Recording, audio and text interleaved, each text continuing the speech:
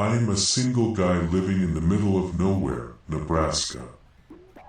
Well, it isn't actually called that, but it certainly feels like it is. There aren't many things that happen here, with so few people. We all know each other by first name basis, and there hasn't been anything even remotely interesting happening here in over 20 years. Well, until I found Mickey. Mickey was an orange and black cat, fairly small but surprisingly well fed for a feral cat. There wasn't a collar or anything, and there weren't any cats I knew about in the town, so I decided to adopt the thing and named it Mickey, due to her fur's pattern creating the vague shape of a monster, with too many legs and too many eyes all over her body. She was pleasant enough, and quite a lap cat. After about a week, I decided to let her sleep with me. That was when things started happening.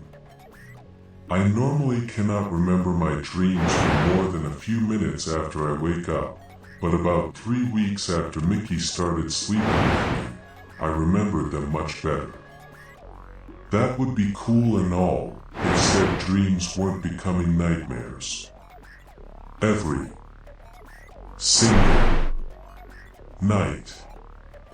I remember each one clearly, usually going from regular dreamy madness to dead silence and cold wind in seconds. That was the only warning, before something began to torment me. It was different every night, but it always ended the same way, unless I became lucid enough to wake myself up before it happened. I would always die to a piercing wound at the end of every night. Whether it be through spear, sword, knife, or any other sharp object, it was a frighteningly consistent and slow death. And I felt all of the pain. I think I know what it feels like to be stabbed better than anyone else in the world at this point.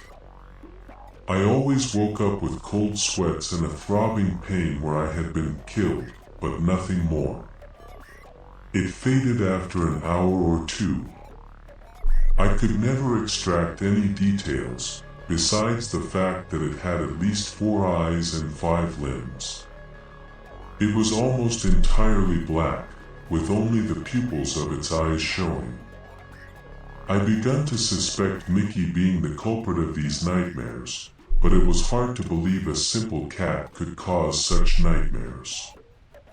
After about 2 years of dealing with this torment every night, I decided to force Mickey out of my room. She did not like that at all, and tried to get in my room by all means it could, screaming and slashing at the door. Her attempts were futile, however, and I finally went to sleep. No nightmares, at least that's what I thought. Until I woke up. I looked out the windows, and pure darkness gazed right back. Mickey was still screeching and clawing, but even more desperately. I could hear her voice weakening due to her constant screams at this point. I looked at the clock, and it said 1:30 p.m. I knew the one person who might be behind the darkness, so I called out his name. "Come on, Seth, I know you did this. Can you please remove this darn filter?" He didn't respond. But someone else did. "You thought that damned cat was the source of your nightmares, did you? You thought my many hundreds of attempts to kill you were just figments of your imagination, didn't you?" The voice came from the darkness, as pale eyes and a gaping maw appeared from the darkness to speak and watch me. "I tried so many times to get to you, but the cat you call Mickey stopped me." She turned my assault from the physical realm to the dream realm. "You certainly remember all of that pain you felt, yes?" "Why, yes," I answered, shivering. Mickey kept clawing at the door, but her screams became louder, and her claw strikes at the door became louder and deeper. The darkness sneaked into my room, and multiple tendrils of darkness formed into sharp spear points, aimed at me. You will feel all of that pain at once. It will be excruciating, and you will die slow. The darkness was cut off by the door exploding into wooden shrapnel. Mickey was now the size of a tiger, with the masses of black on her body shifting constantly, like a lightning bug trying to escape a jar. She leaped at the darkness, cutting through it, before diving into the darkness. It screamed as it shrunk down rapidly, disappearing from view, until nothing but Mickey remained, back to her normal slightly overweight size outside my window.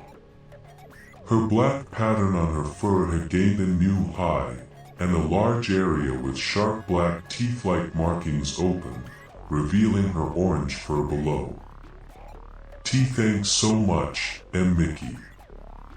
Mickey simply jumped up and rubbed against me, before meowing in her hungry voice, demanding food. Makes sense, considering I had been sleeping for about 17 hours and had not refilled her food in that time. Plus, she deserved it, after that.